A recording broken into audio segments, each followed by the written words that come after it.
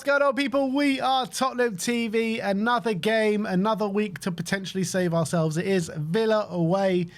Sun is shining. There is nothing that can ruin this weekend. Nothing will ruin this weekend because Spurs have got to do the business. Zerbi has come out fighting. Let's hope the players can follow suit and come out fighting at Villa Park on Sunday night. There's a lot of kind of different narratives going into this game, which we'll get into in a bit.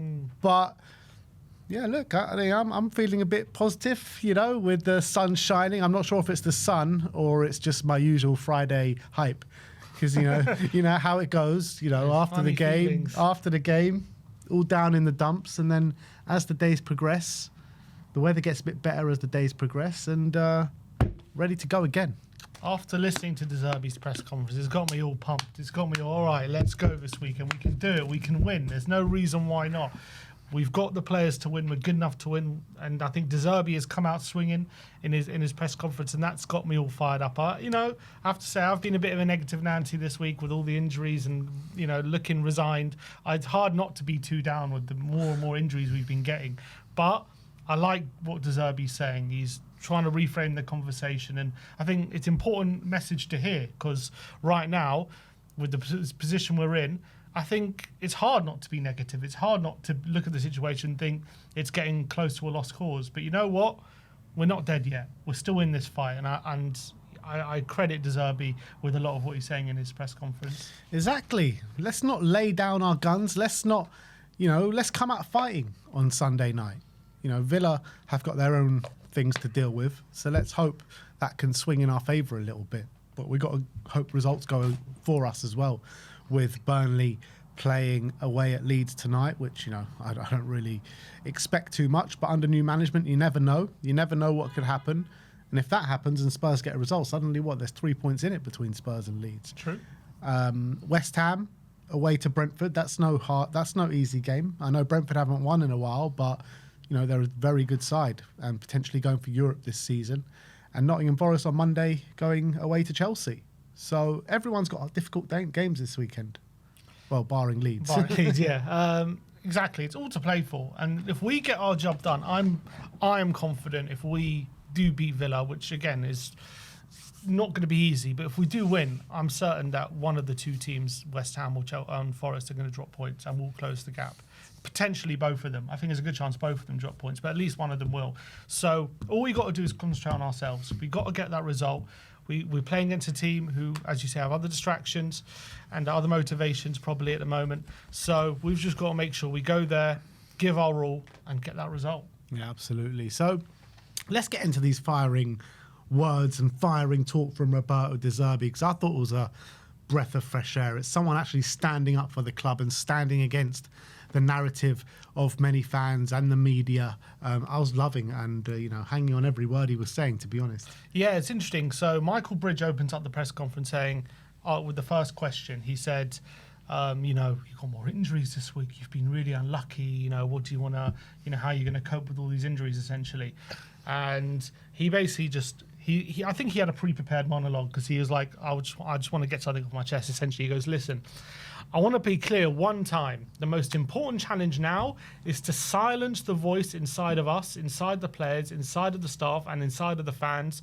The voice can produce negative thoughts. The voice says we are unlucky. We have too many injuries.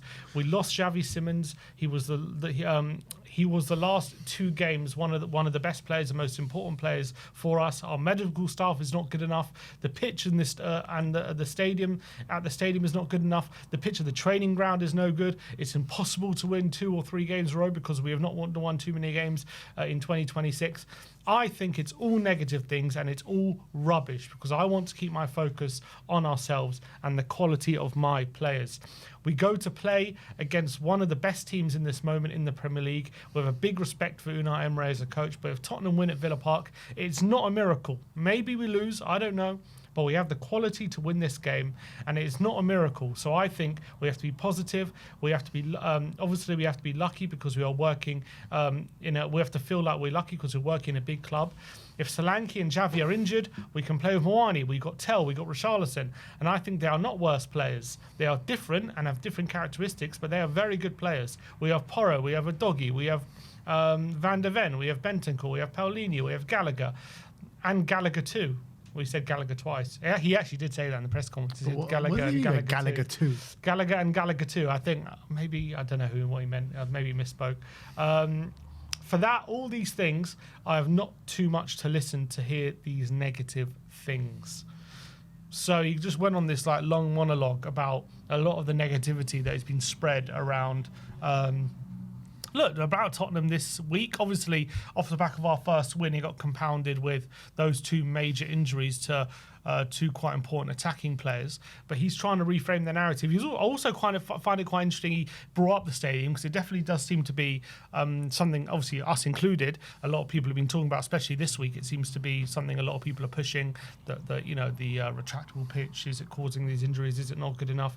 Obviously the medical team, off the back of what happened with Xavi on the last weekend, they've been in full focus. They've been in full focus for a while, but definitely been much more of a talking point this week. Haven't heard too many people talking about the training pitch, but he's brought up the training pitch as well. But clearly he's trying to battle against some of these narratives and some of these talking points from, I think, fans, but also the media this week, especially after we've lost two players and a lot of people saying, oh, Tottenham got no chance now. He's trying to reframe the conversation, saying, look, those players are out, we can't do anything about it, but the players we do have available, they're good enough to win games, they're good players, and we've got to have belief in them, essentially. Yeah, look, I think when he's talking about all the stuff that we've been speaking about in the build-up, about medical team, about stadium, about this, about that, he's not been here long enough to know what the true issues are and everything like that. And everything like that conversation can be parked until the end of the season, because there's nothing anyone can do about that right now. We're not going to get a new pitch. We're not going to get a new medical team. Everything is going to be as it is until the end of the season at the very least. So there is no point talking about it right now. You know, we're going to talk about it because that's what fans do during the week when there's no game on. We have to talk about all these kind of things. But when a game comes round, there is nothing you can do but support the team.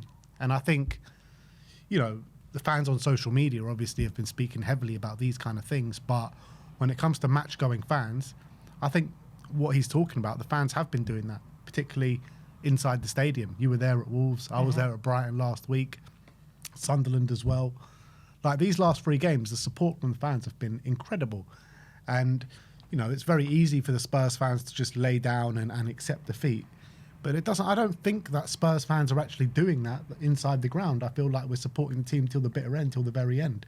And the fighting talk from Zerbi, I think, is being echoed by the match-going fans right now. I really believe that.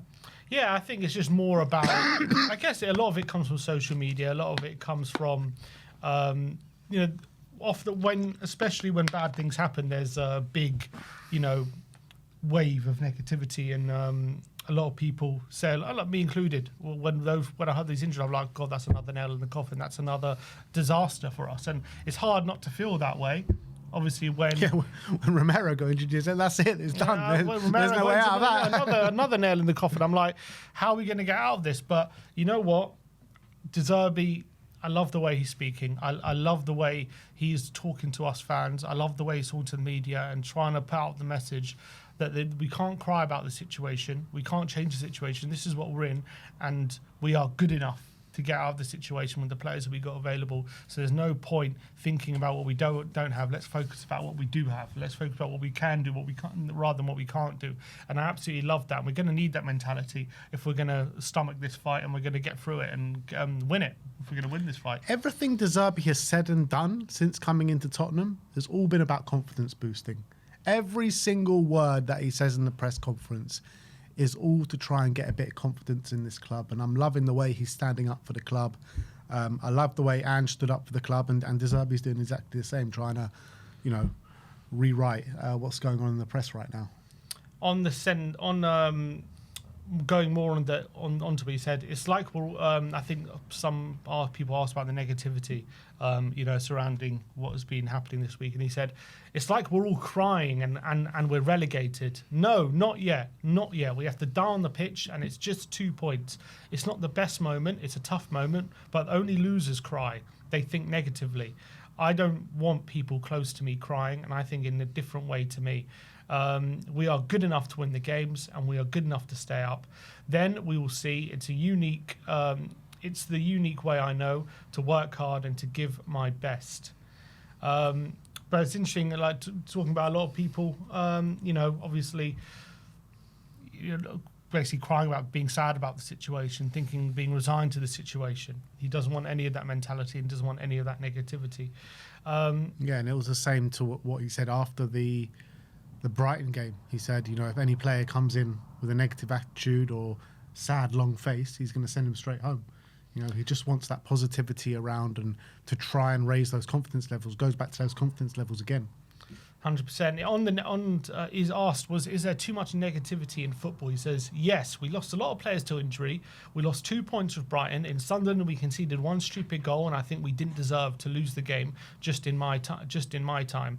If you imagine before what happened, so he's saying just in my time, we probably deserved to beat Brighton, we obviously beat Wolves, and we didn't deserve to lose Sunderland, and some of those things didn't go our way, and that's only in these 3 games. So he's saying, if you imagine even before what happened, before I came, I can understand the players, but there is just one way if you want to avoid having regrets in the future. To do that, you have to remove everything from our heads and our memories and take it game by game, training by training, to find the right organisation and the confidence in ourselves, showing our quality. If we do that, we are good enough to win the game. Yeah. So he's kind of just like pointing out, yes, things have gone against us. He's even saying, I've been here for 3 games and I can see what the things are going against us and what's happened. So imagine even before the amount of games, obviously, that we had, 20, however many games before I even came, the amount of things that went against Tottenham before I was even here. So I can imagine, the sense of everything's going not our way, and that's the feeling. And he was kind of saying, I understand it, but we can't think about that now. We got to put that behind us. We got to just take it now, game by game, just look forward and look at the challenge ahead. Yeah, look, we could all sit there and cry about what's happened all season, and we do. And every time we don't win a game, it really hurts for the next 2 or 3 days, and then it gets to the latter stage of the week, and you're like, all right, we're ready to go again. And that's what it's got to be. It's 11 v 11 on the pitch at the end of the day. Anyone can win on any given day, so we've got to have some luck going up in our favour as well. We've had no luck all season. It's got to come at some point, surely. Let's hope. And then again, let's try not rely on luck, maybe, is what he's trying to say as well. We have to, be ourselves. Obviously, he said you need a little bit of luck, obviously, but you also need to be good enough to win. And that's what we got to focus on. We haven't been good enough, but we can be good enough. We have the players to be good enough, is what he's trying to say. On the Spurs squad, he was asked why he's so positive about the Spurs squad. And he said, I'm not positive. I want to be realistic. So for that, I feel this pressure to change the perspective. You can see it in different ways. One way is we are unlucky. We are at the bottom of the table. In the other perspective is we play with the Doggy, Porro, Bentacle, Basuma, Gallagher, Richarlison and Mawani. Mawani, 2 years ago, PSG paid 70 million, and they are not stupid. He is a top player.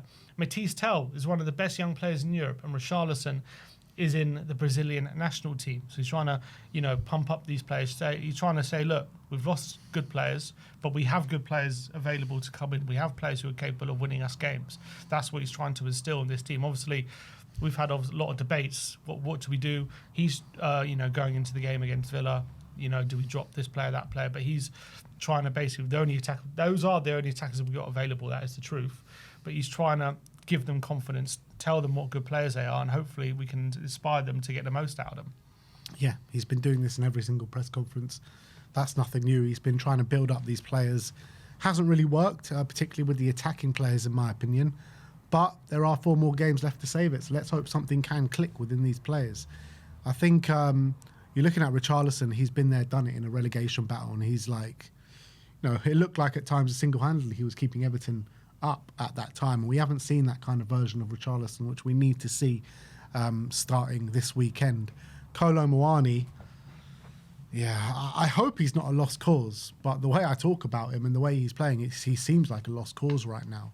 And look, I get it, PSG paid 70 million, but also Chelsea paid a hefty fee for Timo Werner. Players go for big money and then their career derails sometimes.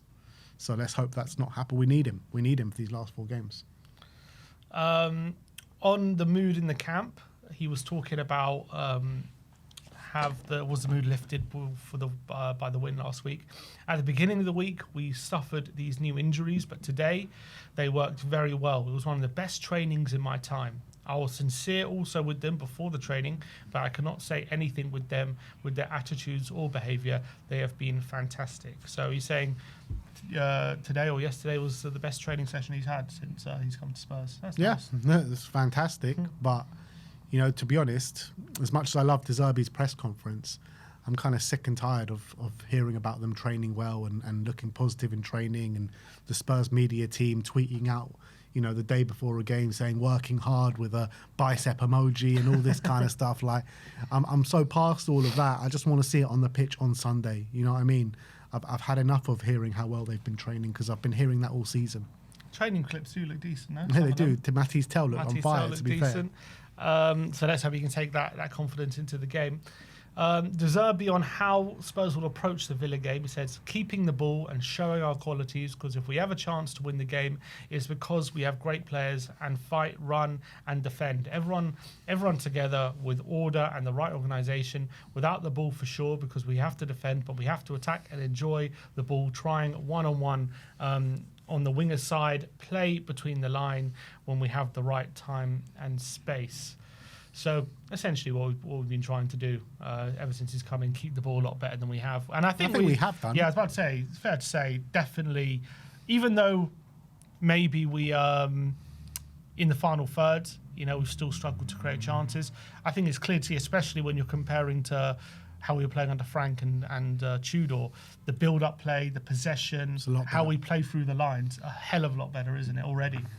Yeah, I mean, I was noticing it in the first half of the Wolves game. It's just like, I don't think I've seen Spurs put that many passes together consecutively all season than that first half of Wolves. So I think it is gradually getting better a little bit. The players are learning how to pass again, which is great.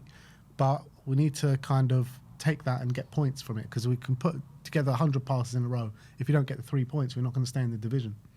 Exactly. So hopefully those passing sequences will start leading places, because at the moment it seems as though when we have that settled possession and we have a lot of the ball, we struggle to breaking teams down. But as soon as if we're counter pressing or we're hitting a team in transition, then we look a bit more fluid and we seem to have more options, which I think does make sense, because that's the whole point of pressing and trying to win the ball up in difficult areas for the opposition, because it leaves spaces for you to play in.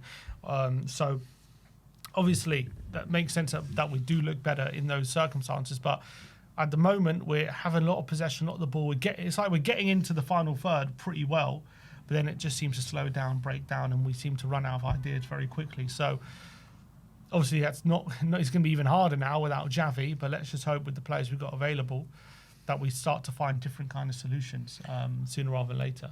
I think what's going to save us in this, if we're going to be saved, it's going to be saved on moments. I don't know if we're good enough, and the players that we got are good enough to build out from the back and play this really expansive football and consistently break teams down. I just think we've got too many injuries for that, and all our kind of flair players are out. So I think we're going to need to rely on moments, and these players that we got can produce moments. They can. So let's hope we get a few that come our way. And he said, on Spurs needing passion to silence the criticism, he says, absolutely, I totally agree. For sure, it's important, the human value, the pride, the dignity, the passion to silence the criticism. Then the football, the qualities and everything is about football. But first of all, the other things. So he's just talking about what we like, our fundamentals, the non-negotiables you need in this fight at the bottom. And obviously he was talking about, he was actually asked about the physio team, about the criticism that they've received with the Javi injury. He said, we win together, we lose together. It's not the right time to make polemics or to give responsibilities. Every one of us feels responsibility for a big club, and we have to stay close together. We have to not stay in our own head. And there was another quote. I can't find it here. It about what? There was one right at the end. I can't remember what it was about. About at the end of the season, asking about, can you fix the injury crisis that we keep having. He says, in the summer we can do everything. We have a lot of time to spend speaking about football, about the transfer market, about everything we can to improve, and we will.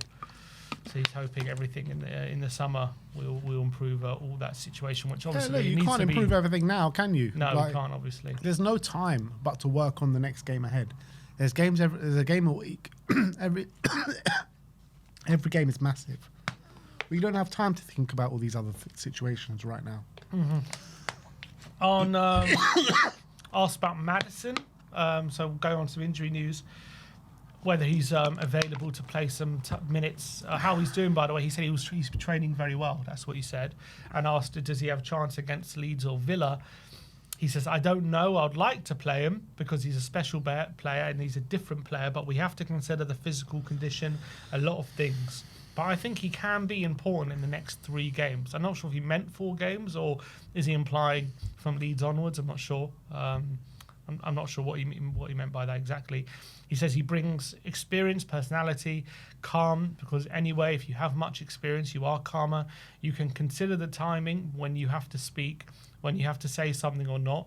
And I want to stay inside, even if he doesn't play, because when he will be ready to play, I want him 100% inside of the plan of the team, whatever that means.